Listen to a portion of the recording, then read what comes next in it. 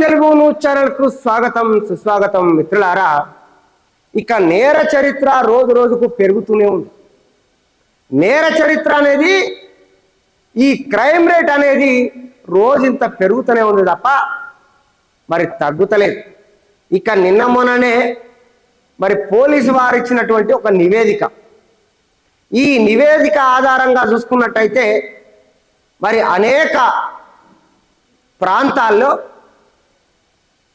మరి ఈ క్రైమ్ విషయంలో చాలా విపరీతంగా క్రైమ్ జరుగుతుంది. ఈ క్రైమ్ ఆగట్లేదు. మరి ఇన్ని చట్టాలు వచ్చినాయి, నిజంగా ఇంత పోలీసు నిజంగానే మరి ఇంత చేజింగ్ చేసి పట్టుకున్నప్పటికీ అనేక రకాల ప్రయోగాలు చేసి వీళ్ళ మీద ఈ నేరాలను ఆపడానికి పాపం పోలీసులు అహర్నిశలు కష్టపడుతున్నారు. ఇవాళ నిజంగా బాధాకరమైనటువంటి విషయం ఏంటంటే ఇవాళ పోలీసులు చాలామంది ఇవాళ అహర్నిశలు బాధపడుతున్నారు, విధి నిర్వహణలో నిమగ్నమై. ఇవాళ ఇంత టెక్నాలజీ ఏర్పడ్డ తర్వాత కూడా మరి క్రైమ్ రేటు తగ్గట్లేదు. ఎక్కడ చూసినా ఏదో ఒక రకమైనటువంటి క్రైమ్ జరుగుతూనే ఉంది. ఇక మోసాలు ఎట్లయిపోయినాయనంటే కొంతమంది సైబర్ నేరగాళ్ళు అయితే, కొంతమంది అంతర్జాతీయ దొంగలు, గజ దొంగలు, జేబు దొంగలు, ఇట్లా ఇక ఇప్పుడు భూమాఫియా అంటే ల్యాండ్ మాఫియా, లిక్కర్ మాఫియా, ఇసుక మాఫియా, ఇట్లా మొత్తం కూడా మాఫియా డాన్ గ్యాంగులుగా తయారై రాజ్యం వెళ్తుంది. ముఖ్యంగా దీనికి అంతటికీ కారణం ఏంటంటే ఇవాళ కొత్తగా గన్ కల్చర్ మొదలైంది. మన దగ్గర కూడా తుపాకీ పట్టుకోవడం సోపుటప్ అయిపోయింది. చోటా మోటా గల్లీ లీడర్ల కాడి నుంచి మొదలుకుంటే, చోటా మోటా రౌడీ షీటర్ల కాడి నుంచి మొదలుకుంటే ఇవాళ మొత్తం కూడా మాఫియా డాన్. మీరు చూడండి, ఈ మధ్య కాలంలో కొంతమంది దగ్గర రియల్ ఎస్టేట్ వ్యాపారుల దగ్గర కూడా తుపాకులు ఉంటున్నాయి. రియల్ ఎస్టేట్ వ్యాపారుల దగ్గర కూడా తుపాకులు ఉంటున్నాయి. దీనికి అంతటికీ గల కారణం ఏంటి అంటే కొంతమందికి తుపాకీ పట్టుకోవడం షోక్ అయిపోయింది, కొంతమందికి మరి బెదిరింపులకు పాల్పడే వాళ్ళు, దొంగతనాలకు పాల్పడే వాళ్ళు, ఇక కొంతమంది ఏమో రౌడీజం. ఈ రౌడీజం చేయడానికి మెల్లమెల్లగా 4 కత్తులు పెట్టుకొని నలుగురిని బెదిరించి ఆ తర్వాత నలుగురిని గ్యాంగ్ చేసుకొని ఒక తుపాకీని కూడా కొనుక్కొని ఒక మాఫియాగా మారాలనుకుంటున్న వాళ్ళు అనేక మంది. ఇవన్నీ మనం అంటున్నటువంటి మాట కాదు. ఇవాళ హైదరాబాద్ కమిషనరేట్ పరిధిలో, సైఫరాబాద్ కమిషనరేట్ పరిధిలో మరి ఈ విధంగా మొత్తం కూడా పరిశోధన చేసినట్టయితే ఇవాళ వాళ్ళు ఇచ్చినటువంటి నివేదిక ప్రకారం నేరాల సంఖ్య పెరగడంతో పాటు గన్ కల్చర్ కూడా పెరిగిపోయింది. గన్ కల్చర్ పెరగడానికి గల కారణం కూడా మరి ఇది కూడా ఏంది అని అంటే ఇవాళ బీహార్ లాంటి రాష్ట్రాలలో, యూపీ లాంటి రాష్ట్రాలలో ఇవన్నీ కూడా మన దగ్గర కేకులు, చాక్లెట్లు ఎట్లా దొరుకుతాయో అక్కడ అట్లా దొరుకుతున్నాయి. ఇవాళ మన దగ్గర చాక్లెట్ కొనాలంటే ఓ పాండవ కాడి నుంచి మొదలుకుంటే, ఓ కిరాణా కొట్టు కాడి నుంచి మొదలుకుంటే ఎక్కడ పడితే అక్కడ చాక్లెట్ దొరుకుతాయి. ఈ విధంగానే మరి బీహార్లో కూడా ఎక్కడ పడితే అక్కడ గన్నులు దొరుకుతున్నాయట, యూపీలో కూడా అట్నే గన్నులు దొరుకుతున్నాయట. మరి వీటికి ఇక్కడ చాలా ఆదరణ ఉంది, చాలా డిమాండ్ కూడా ఉంది. ఇక దీనిని కొంతమంది కేటుగాళ్ళు దీనిని మొత్తం మీద ఒక వ్యాపారంగా మలుచుకున్నారు. అక్కడి నుంచి అగ్గో సగ్గో కొని 10,000 పెడితే ఒక పిస్టల్ వస్తుందట, 20,000 పెడితే ఒక పిస్టల్ వస్తుందట. ఇట్లా దాని యొక్క బ్రాండ్ను, అంటే దాంట్లో కూడా మళ్ళీ రకాలు ఉంటాయట. ఈ రకరకాలు ఉన్నటువంటి వాటిని అవన్నీ కొంతమంది మొత్తం మీద బార్డర్ యువతలకి దాటించి ఇక కొంతమంది రియల్ ఎస్టేటర్లకు, కొంతమంది మాఫియా డాన్లకు, కొంతమంది రౌడీ షీటర్లకు కానీ మొదలుకుంటే ఇవాళ చిల్లర దొంగతనాలు చేసుకునే దగ్గర కూడా ఇవాళ ఒక రివాల్వర్ ఉంటున్నది అని అంటే ఇది ఎంతటి దానికి, ఎందుకు ఇది ఇంత పరిస్థితి వచ్చింది అనేది, దేనికి దారి తీస్తుంది అనేది ఇలా మనకు దీన్ని బట్టి అర్థం చేసుకోవచ్చు మిత్రులారా. అంటే ఇంతగా ఇవాళ మీరు చూడండి గన్ కల్చర్ అనేది ఏ విధంగా పెరిగిపోతుంది. ఒకప్పుడు ఏ దొంగతనం జరిగినా, ఏ నేరం జరిగినా క్రిమినల్స్ను పట్టుకోవడానికి పోలీసులు పరుగులు తీసి ఛేదించి వాళ్ళని పట్టుకునేది. ఇవాళ ఆ పోలీసుల మీదనే ఇవాళ దాడులు చేయడానికి ప్రయత్నం చేస్తున్నారు. దొంగలను పట్టుకోవాలని పోయి ఛేదించేటువంటి ప్రయత్నంలో పోలీసుల మీద కాల్పులు జరుపుతారు. అంటే మీరు చూడండి, ఒకప్పుడు పోలీసుల దగ్గరనే ఉంటాయి తుపాకులు అనుకున్నాం, కానీ ఇవాళ దొంగల దగ్గర ఉంటున్నాయి, మాఫియాల దగ్గర ఉంటున్నాయి, రియల్ ఎస్టేట్ వ్యాపారుల దగ్గర ఉంటున్నాయి. ఇవాళ గల్లీ లీడర్ల కానీ మొదలుకుంటే చిన్న చిన్న రౌడీ షీటర్ల దాకా ఇవాళ తుపాకులు పట్టుకోవడం అనేది ఒక షోపుటప్ అయిపోయింది. ఇక దీన్ని పట్టుకొని బెదిరింపులు, దీన్ని పట్టుకొని గ్యాంగులు తయారు చేయడం, దీన్ని పట్టుకోని దొంగతనాలు చేయడం, దీన్ని పట్టుకొని ఇవాళ సుపారీలు మాట్లాడుకొని ఈజీ మనీకి అలవాటు పడ్డటువంటి కొంతమంది కేటుగాళ్ళు బీహార్ రాష్ట్రాల నుండి, యూపీ రాష్ట్రాల నుండి దళారుల ద్వారా మరి వాటిని కొనుగోలు చేసి ఇక ప్రజల మీద ప్రయోగం చేస్తారు. ప్రజలు ఈ మధ్యన దొరికిర్రు, దొంగలు దొరికిరు, వాళ్ళ పేర్లు కూడా చెప్తారు. ఏడ దొరికిర్రు, ఎంతమంది దొరికిర్రు, ఎన్ని తుపాకులు దొరికినాయి అనేది మన దగ్గర వివరాలు ఉన్నాయి. దాని ప్రకారమే ఇవాళ మనం మాట్లాడుతున్నాం. నిజంగా చెప్పాలంటే బాధాకరమైనటువంటి విషయం ఏంటంటే దీన్ని ఇప్పుడు ఒక యూపీ లాంటి, బీహార్ లాంటి రాష్ట్రాలలో అతి చౌకగా దొరికేటువంటి మరి ఈ తుపాకులు, ఈ రివాల్వర్లు, గన్నులు ఏవైతున్నాయో ఇవన్నీ కూడా కొంతమంది లేబర్ పని, కూలి పనులు చేసుకునేటువంటి వాళ్ళు కూడా దీనికి అలవాటు పడిపోయారు.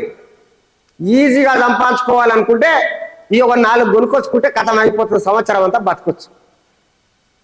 ఓ 4, 5, 10, 15 అవన్నీ ఒక మూట కట్టుకొని మెల్లగా బార్డర్ దాటి యువతలకి తీసుకొచ్చినామంటే ఇక కథం మనం బయటపడ్డట్టే.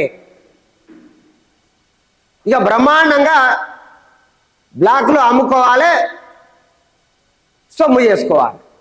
ఇట్లా కొంతమంది అయితే, ఇంకా కొంతమంది ఏమో మొత్తం దీనిని ఒక నెట్వర్క్ మాఫియాగా ఈ బ్లాక్లో తుపాకులు అమ్మేటువంటి వాళ్ళు కూడా మోపైనటువంటి పరిస్థితి. నిజంగా చెప్పాలంటే ఇలా నగరంలో ఇటీవల జరిగినటువంటి అనేక వరుస ఘటనలలో మరి జరిగినటువంటి సందర్భాలలో వ్యక్తిగత పంచాయతీలు అయినప్పుడు కూడా తుపాకులు కాల్పుల శబ్దం వినిపిస్తుంది. ఇక మొన్న మనం చూసినాం, ఒక పోలీసు అధికారిపై ఒకడు కాల్పులు జరిపాడు, అంతకు ముందు కూడా ఒకటి జరిగింది. ఇవన్నీ పలు సంఘటనలు వెంటనే జరగడం వల్ల పోలీసులు దీన్ని ఛేదిస్తే ఇవాళ ఖచ్చితంగా పోకిరీల దగ్గర కూడా ఇలా తుపాకులు ఉన్నాయని తేలిపోయి. పోకిరీల దగ్గర కూడా వీళ్ళు దొంగలు కాదు, కానీ పోకిరి చేష్టలు చేసేటువంటి వాళ్ళు ఉంటారు.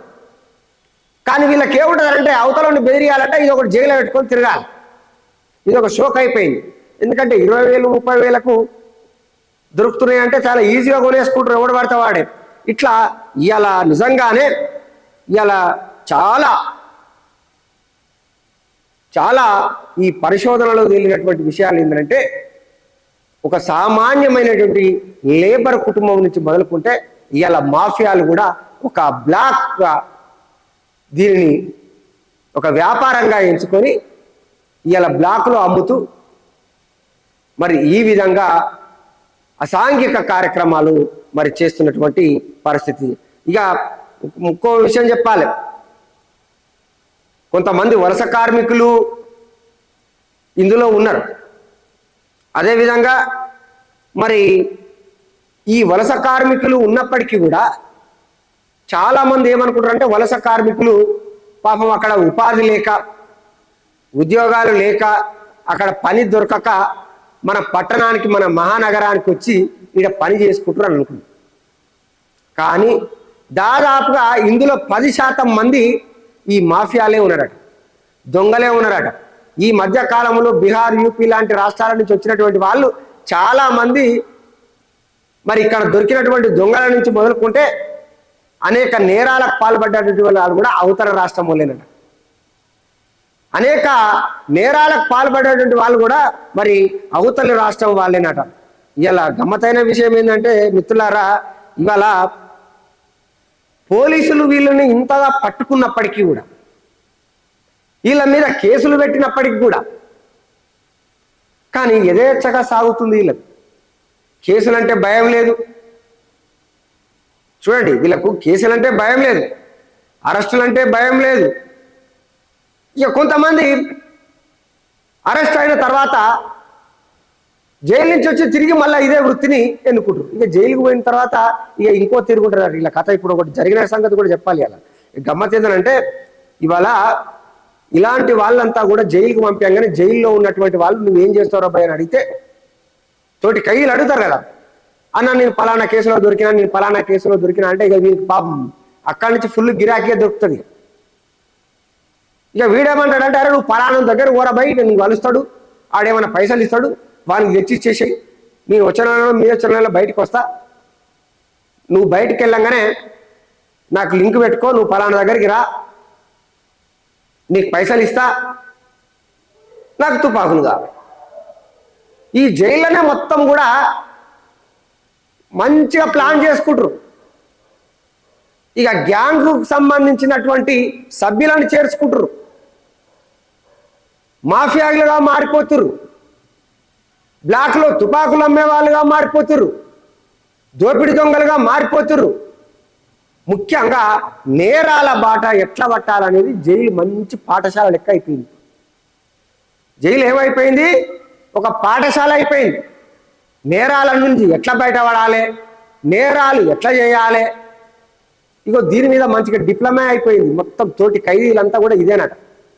దొంగతనం చేసినావా, నీ మర్డర్ చేసినా, నువ్వు ఇది చేసినా అది చేసినా అని జైలుకి పోయినావు అనుకో, జైలులోనే నిన్ను మంచిగా సాన పెడతారన్నట్టు. నిన్ను అప్పటిదాకా మొండికత్తు లెక్కున్న నిన్ను ఏం చేస్తారు, ఒక పదునైనటువంటి ఆయుధాన్ని తయారు చేస్తారు.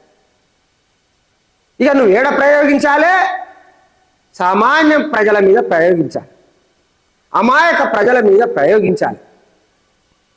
ఇలా అసాంఘిక కార్యక్రమాలకు పాల్పడాలి. ఇట్లా వాళ్ళు నిన్ను భాగస్వామ్యం చేసుకొని ఇవాళ నీకు అనేక ఆశలు రేకెత్తించి ఇవాళ అనేక రకాలుగా నీ జీవితంతో ఆటలాడుతుంది. ఇలా గమ్మతైన బాధాకరమైనటువంటి విషయం మీకు చెప్పాలి. ఇందులో అరెస్ట్ అయినటువంటి నేరగాళ్ళు ఎవరైతే ఉన్నారో, ఈ దోపిడి దొంగల కాడ నుంచి మొదలుకుంటే ఇవాళ ఈ తుపాకులు పట్టుకొని ఏడబడతాడా ఇష్టం వచ్చినట్టు మరి అసాంఘిక కార్యక్రమాలకు పాల్పడేటువంటి వీళ్ళ వయసు 20 నుండి 30 సంవత్సరాల లోపే. 20 నుండి 30 సంవత్సరాల లోపు వాళ్ళే ఈ నేరాలకు పాల్పడుతున్నట్టు మనకు పూర్తి నివేదిక మన దగ్గర ఉంది మిత్రుల. పూర్తి నివేదిక మన దగ్గర ఉంది. అంటే ఇవాళ ఈ వయసులో చేయాల్సింది ఇవాళ భవిష్యత్తు కోసం ఆలోచన చేయాలి. ఇవాళ చదువుకోని ఇవాళ కొలువులు చేసి తల్లిదండ్రులకింత ఆసరయి అట్లాంటి ఒక ఆశయం కోసం పనిచేసే వాళ్ళు కాకుండా ఇవాళ నేరాలు ఎట్లా చేయాలి, నేరాల ద్వారా ఎంత సంపాదించాలనే ఒక కోణంలో ఆలోచన చేస్తుంది. ఇగో నిన్నగాక మొన్న జరిగినటువంటి సంఘటన, ఇటీవల ఓ 2-3 పట్టుకురు. కూపి లాగితే డొంక మొత్తం కదిలింది. తీగ లాగితే డొంక కదిలినట్టు ఇగో కాకినాడకు చెందినటువంటి నిన్న మొన్న జరిగినటువంటి కాకినాడకు చెందినటువంటి 23 ఏళ్ళు ఉన్నాయి ఈయనకు. ఈయన పేరు సాయిరెడ్డి. ఈ సాయిరెడ్డికి కేవలం 23 ఏళ్ళే ఉన్నాయి. ఇక ఈయన మొన్న ఒక దగ్గర కాల్పులు జరిపిండు. ఇక ఈయన పట్టుకొని మంచిగా నలుగు పెడితే అసలు విషయం అంతా బయట పెట్టిండు. 7 తుపాకులు దొరికినాయి ఈయన దగ్గర. మరి ఈయన వయసు చూస్తేనే 23 ఏళ్ళే ఉంది.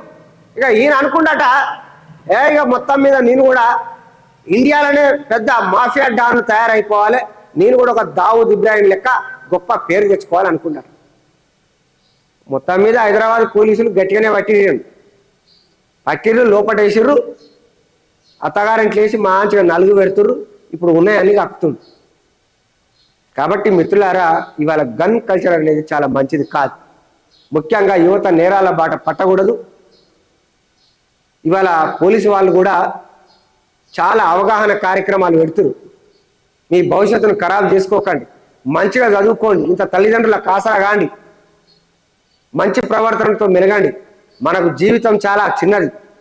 ఈ ఉన్నన్ని రోజులు 4 రోజులు బతకడానికి ఈ భూమి మీదకి వచ్చినాం కదా, మనం అందరం నవ్వుకుంటూనే బతకాలి, అందరం మంచి కలిసిమెలిసి మంచిగా ఆగి ఉండాలి. కాబట్టి మరి ఈ దిశగా పయనించాలని మేము కూడా కోరుకుంటూ, ఇలాంటి కార్యక్రమాలు ఎప్పటికప్పుడు ప్రజల పక్షాన ప్రశ్నించే గొంతుకగా ఉషోదయం తెలుగు న్యూస్ ఛానల్, మరి ఈ న్యూస్ ఛానల్ను ఆదరించండి, ఆశీర్వదించండి. ముఖ్యంగా సబ్స్క్రైబ్ చేయండి, షేర్ చేయండి, లైక్ చేయండి. మరిన్ని విషయాలు తెలుసుకునేందుకు చూస్తూనే ఉండండి ఉషోదయం తెలుగు న్యూస్ ఛానల్.